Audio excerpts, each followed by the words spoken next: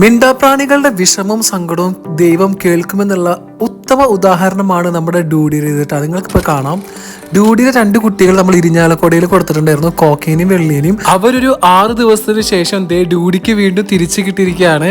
ആ ചേച്ചിക്ക് നോക്കാൻ കുറച്ച് അസൗകര്യം, അല്ലെങ്കിൽ ആ ചേച്ചി 6 മാസത്തേക്ക് നാട്ടിലില്ലാത്ത ഒരു കാര്യം വന്നപ്പോഴാണ് നമുക്ക് ഈ കോക്കേനെയും വെള്ളിനെയും തിരിച്ചു കിട്ടുന്നത്. അങ്ങനെ മിക്സി കാണുകയാണ്. അപ്പം ഞാൻ ആദ്യം വിചാരിച്ച ഡ്യൂഡിയും അതുപോലെ തന്നെ ഈ മിക്സിയും ചിലപ്പോൾ ഈ വെള്ളീനെയും കോക്കേനെയും മറന്നു പോയിട്ടുണ്ടാവും. പക്ഷെ അവർ ഭയങ്കര സ്നേഹം തന്നെയായിരുന്നു കേട്ടോ. അപ്പോൾ ഡ്യൂഡി ആദ്യം തന്നെ ഇവർക്ക് 2 പേർക്കും സ്പെഷ്യൽ അറ്റൻഷൻ കൊടുക്കുകയാണ് ആദ്യം ചെയ്തത്.